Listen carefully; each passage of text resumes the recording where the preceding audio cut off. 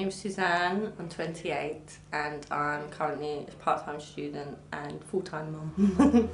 I think there's not enough kind of spoken about drug addiction and alcoholism. I think there's a lot of campaigns about the units, you know, alcohol units or drug awareness, but there's not so much about actual addiction, and I think that's something that I was open to talk about. I don't mind being identified because I don't really have any shame in where I've come from, and you know, I think it's in this day and age it's quite common for people to take drugs and to use alcohol to extremes, and I'm quite proud that I've come through the other side, so I've got absolutely no shame in the fact.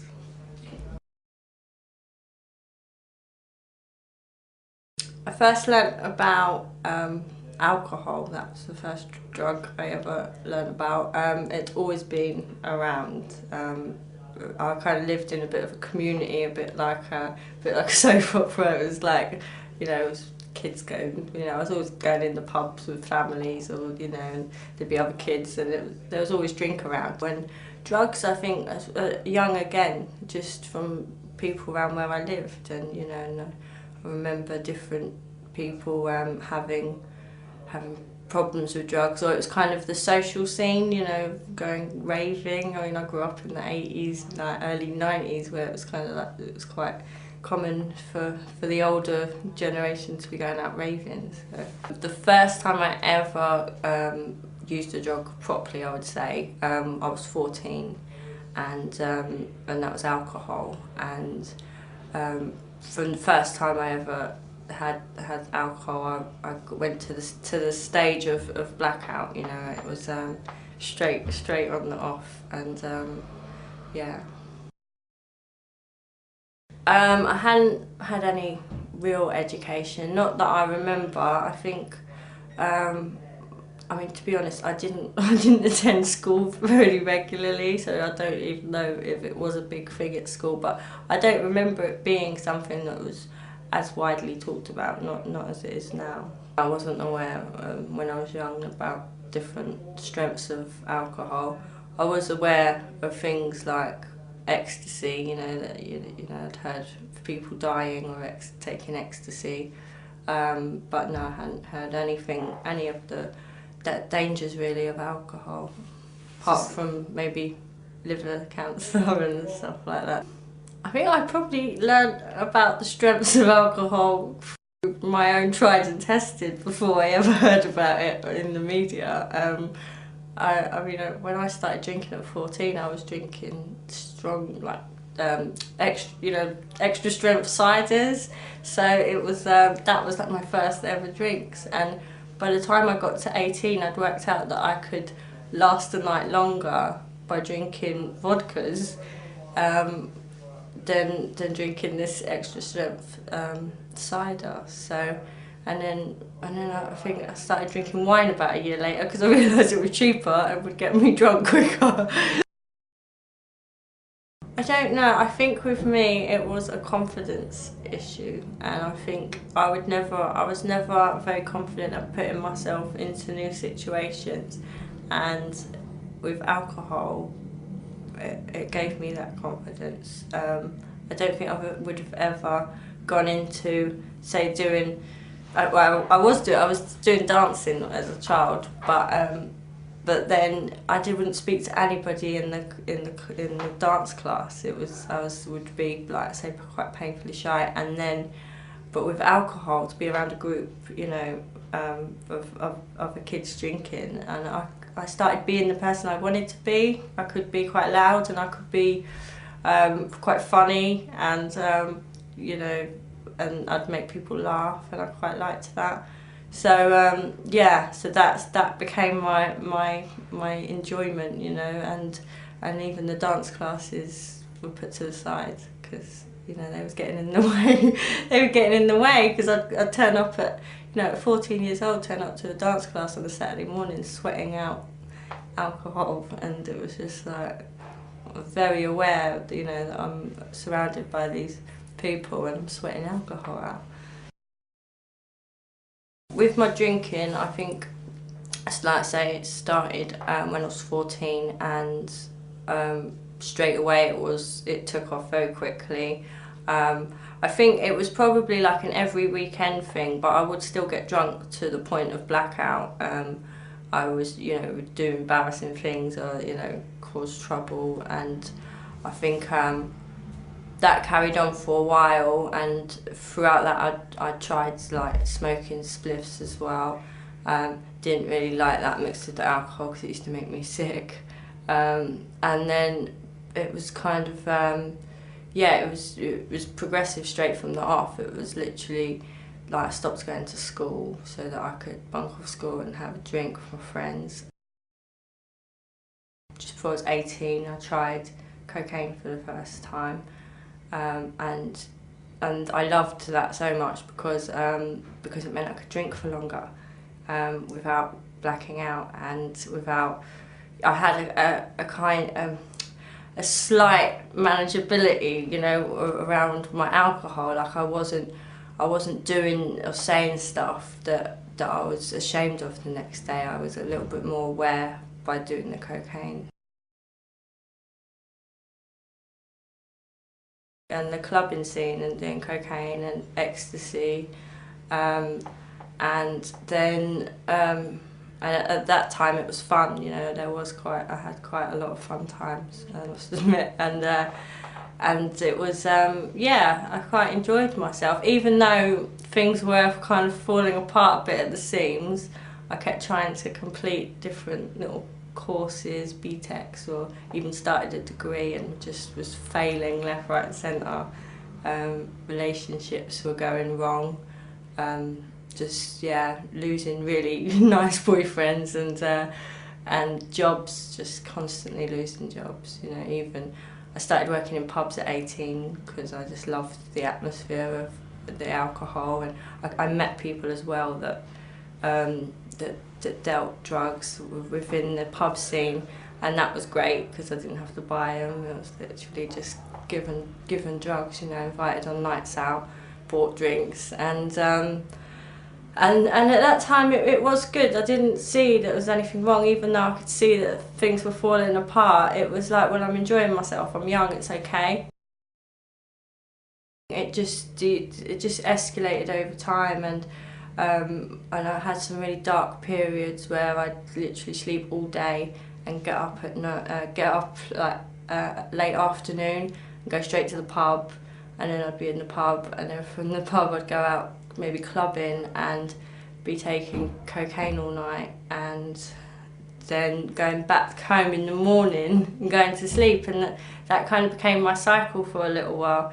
And I was really depressed, but I just told myself that I had mental health issues. I didn't blame it on the alcohol or the drugs. It was constantly that I had, you know, I have these mental health issues, which I'd even kind of been told by my doctor, so I was able to back it up, like, you know, and I was seeing a counsellor. And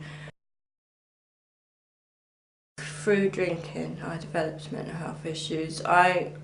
I can see quite clearly now that at 14, I went from quite a shy, withdrawn child, and into, you know, alcohol made me more outgoing, and within 3 months of starting drinking, I was literally suicidal. So I think it's yeah, I really believe that through the drinking I became depressed. As a child, I was quite a shy child, and I was quite quiet, and some people would say painfully shy. But I don't think I was necessarily unhappy, you know. It's kind of there was no abuse at home. No, and there was I mean, there was domestic violence within my family, and but I was quite young. I don't think my parents were aware, definitely not straight away. My I think with my mum, because my mum and dad weren't living together when I first started drinking.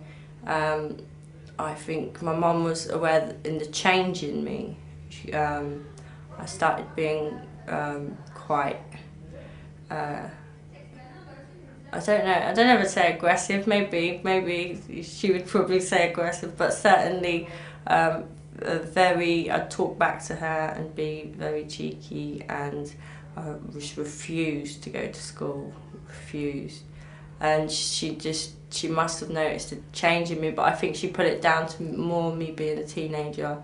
I don't think she really realised the extent of my drinking. I'd be able to hide it from my mum by going out on a Friday night. I used to go to a social club with some friends, and I'd be able to just stay at their house, or you know, sometimes I would sneak back home. Sometimes, I remember nights of trying to get in, and the door had been locked because my mum obviously thought I was staying at my friends, and I'd be climbing up the balcony, But I did manage to hide it for a while, and I think it was once I started getting very depressed and suicidal. There was a couple of hospital admissions when my mum really started to see that there was a problem. But I think that she hoped that it would be something that I grew out of. But my dad knew I was drinking, and I don't think he, not that he didn't care, it's just he didn't see it as a big deal, because he was a heavy drinker himself. So, I'd visit him in the pub and have a few drinks, and in some ways he was quite proud of that his daughter who could hold a drink, and I was quite proud of that. I've always been a slight girl, but I seemed to be able to hold my drink, and it was kind of an element of pride in that for some reason.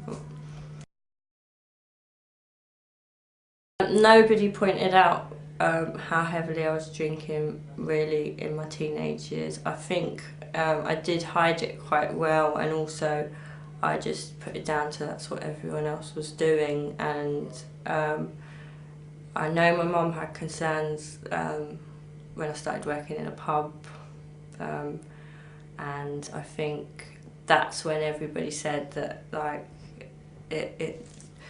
that they really saw the change in me, that it was kind of, my alcoholism took off, if you like. But yeah, no one really said anything about my drinking. What if they had? If anyone had mentioned my drinking as a teenager, I think I would have probably ignored them or argued with them. Because I just genuinely thought that's what everyone my age was doing, and I thought it was quite normal, and I thought I knew best. And I know my big argument with my mum was always, that this is my life, let me make my own mistakes. So I don't think I would have paid any attention to anybody. I started getting into a cycle. I always said that I never drank in the mornings, but I've later realised that actually my mornings were the afternoons, because I would sleep. I would sleep through the mornings. So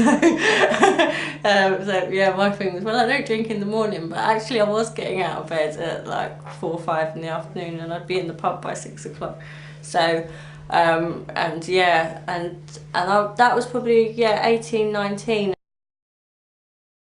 And I was working in pubs where there were, drug dealers, and I became friends with various people that took a lot of drugs. And when I say friends, I mean they weren't really friends.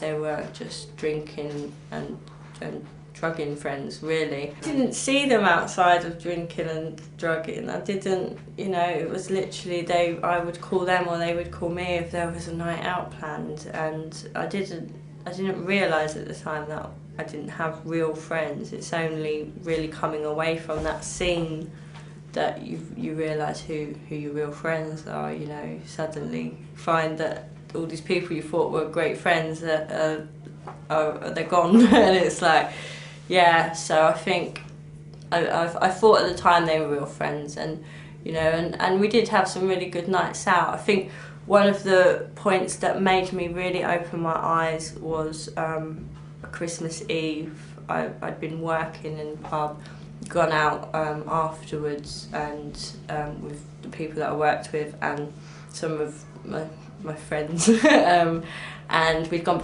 back to a house party, and there'd been like just loads of people were just like putting cocaine onto a mirror on the table, and you know, big house party, and everyone was high and drunk, and the sun started coming up outside.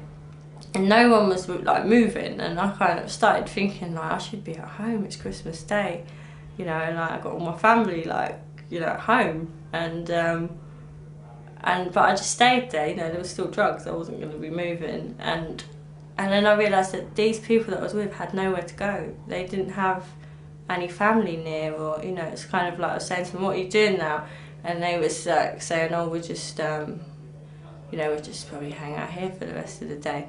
And it really dawned on me that I had this like family that were waiting for me, and I remember going home and with my heart like racing, like really paranoid, you know, suddenly it would all hit me like what I'd done, and walking into like my family home at my mum's house at like 1 o'clock in the afternoon, and they was just really upset, obviously as you can imagine. I was only like 19.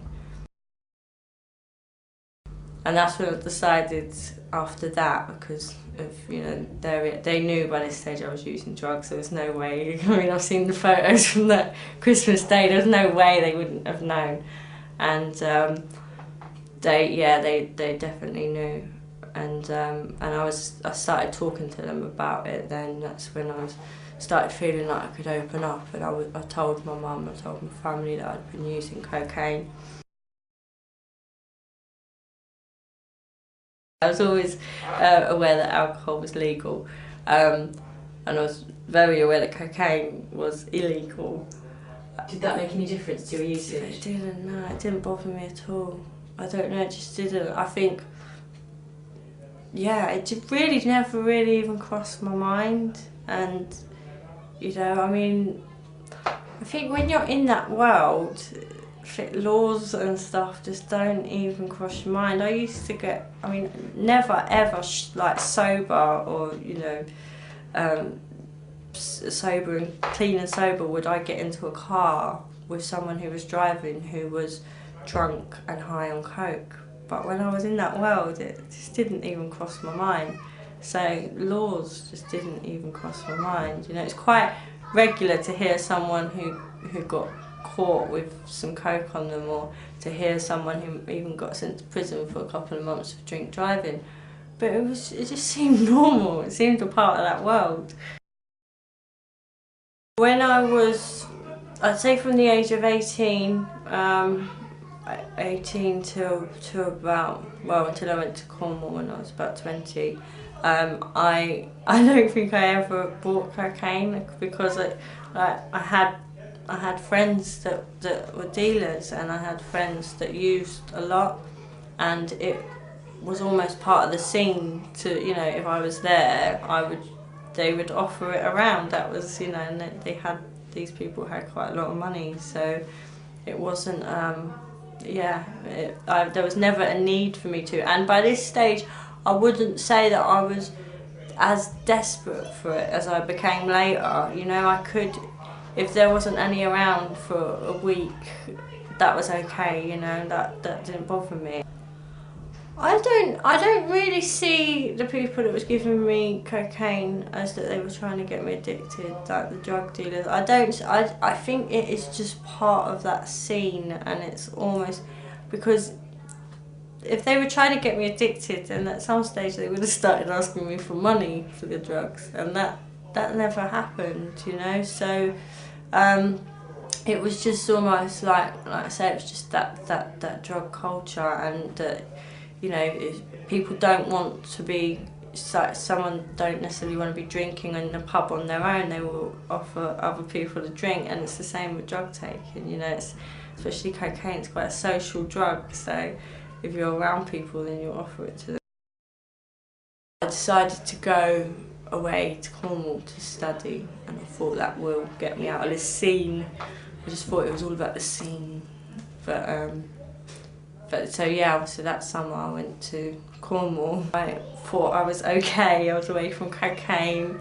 Couldn't get any cocaine in Cornwall.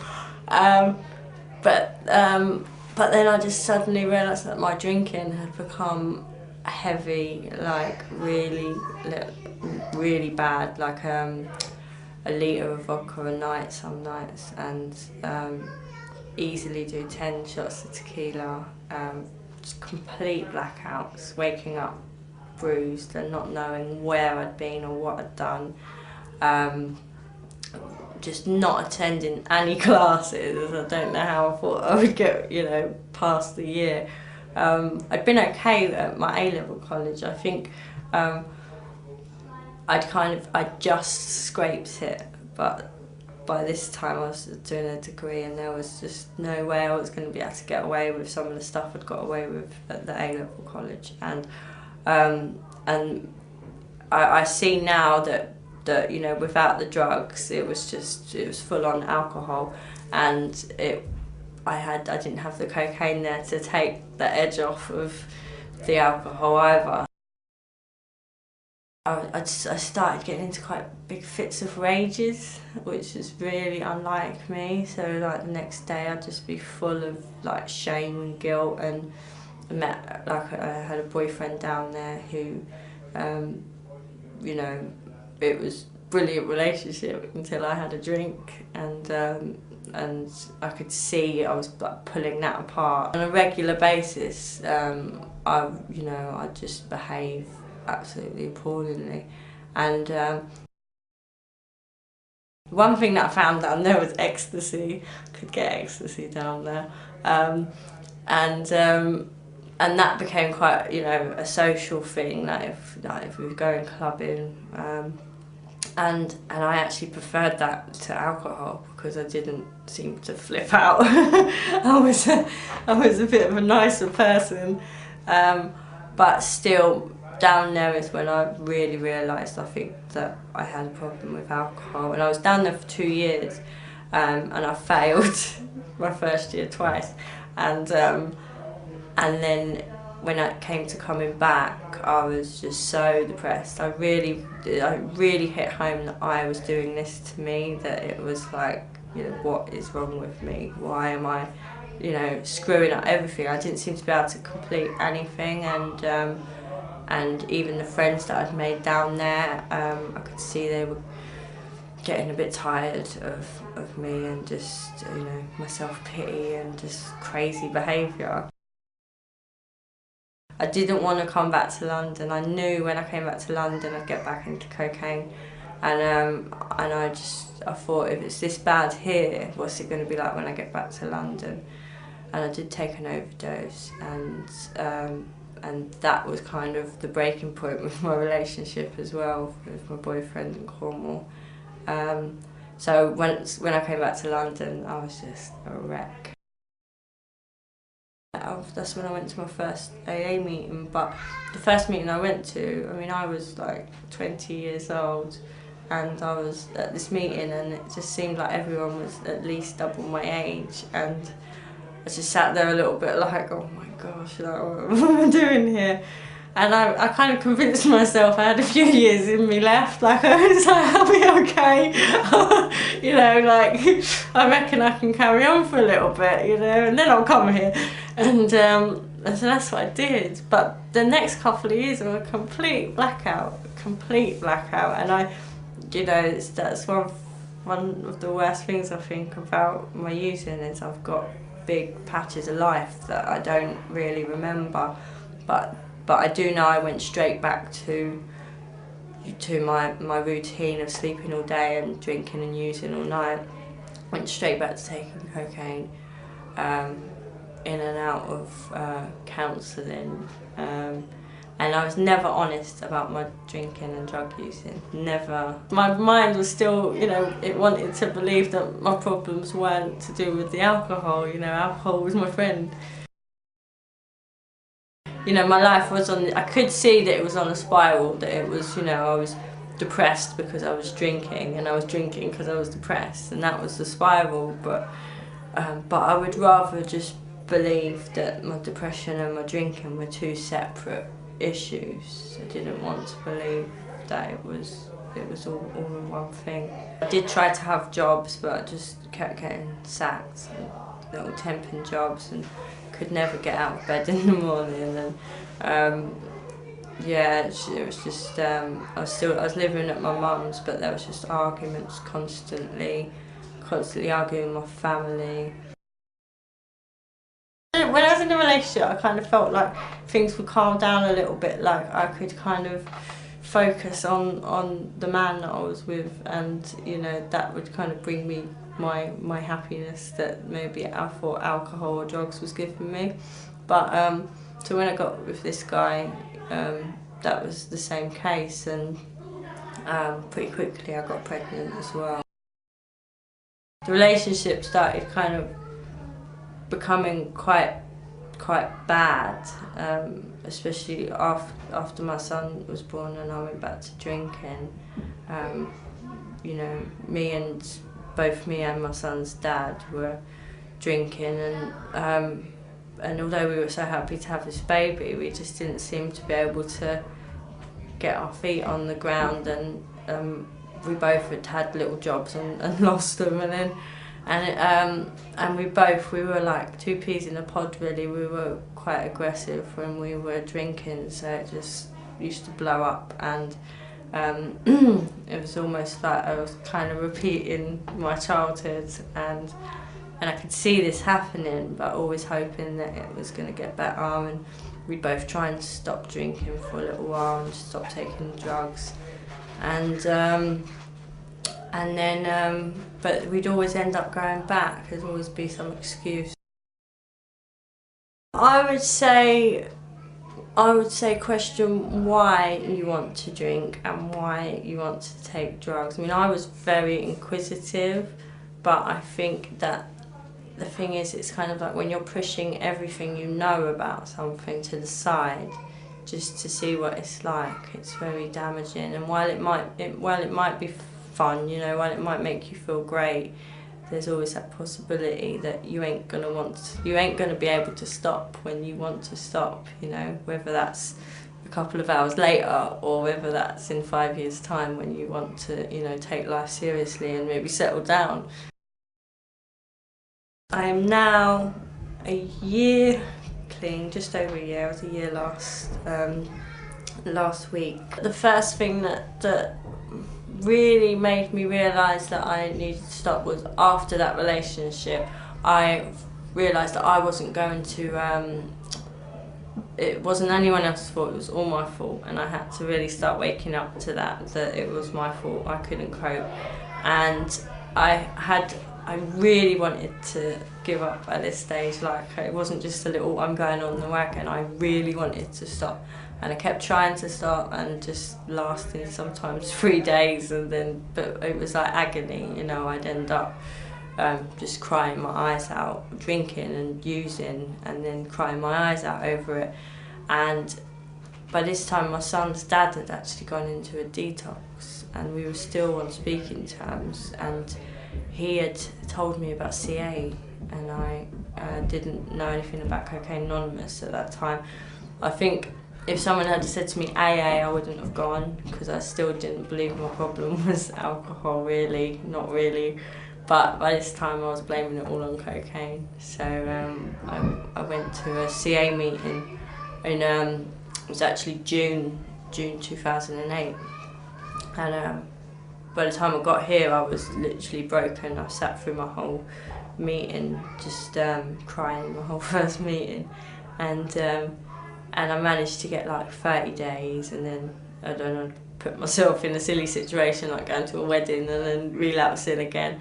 But my last relapse, which was just over a year ago, I had a 3-week relapse that was awful. It was, you know, it was really, they say about the illness being progressive, this 3 weeks was just progressive in itself.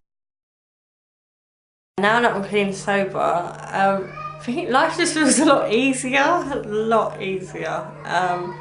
everything, and it sounds strange, but everything kind of makes a lot more sense, you know. I can look back now on my past and I can see things so much more clearly, whereas before it just all seemed a big mess, you know, and I can see things a lot more clearly. Life is, yeah, life's changed a lot, as in I actually believe that things are possible. I have a future. I'm a better mum. I can pay my bills. I can, you know, and I mean, I'm just finishing a degree. You know, I never thought I would actually be able to say that because it was always such a struggle. What's really kind of obvious to me today is that while the first drink or, you know, the first drug could be fun, that's not where it leaves me. You know, it ends up breaking me to the point of I don't want to get up. And you know, I haven't been depressed and I haven't been suicidal since I stopped taking drugs and drinking. I like being on my own more now, which I never used to. I like to actually, you know, cozy up on the sofa and watch a film and with a takeaway. But I also just enjoy doing things like going for walks. You know, I like hanging out with my son a lot more. I don't resent that, which I used to when I was drinking. It was always about getting him to bed. So I like to hang out with him. I like to meet up with friends for lunch, and I just like to.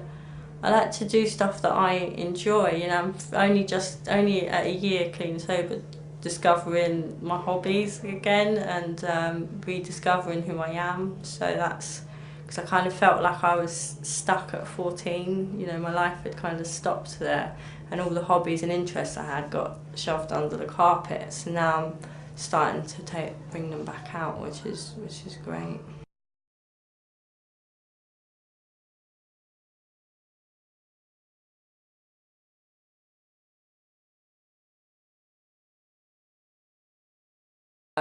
But no, I hadn't heard any of the dangers really of alcohol, apart from maybe liver cancer and stuff like that. I think I probably learned about the strengths of alcohol through my own tried and tested before I ever heard about it in the media. I mean, when I started drinking at 14, I was drinking strong, like extra strength ciders. So it was that was like my first ever drinks. And by the time I got to 18, I'd worked out that I could last a night longer by drinking vodkas than drinking this. My name's Suzanne, I'm 28 and I'm currently a part-time student and full-time mum. I think there's not enough kind of spoken about drug addiction and alcoholism. I think there's a lot of campaigns about the units, you know, alcohol units or drug awareness, but there's not so much about actual addiction, and I think that's something that I was open to talk about. I don't mind being identified because I don't really have any shame in where I come from, and you know, I think it's in this day and age it's quite common for people to take drugs and to use alcohol to extremes, and I'm quite proud that I've gone through the other side, so I've got absolutely no shame in the fact.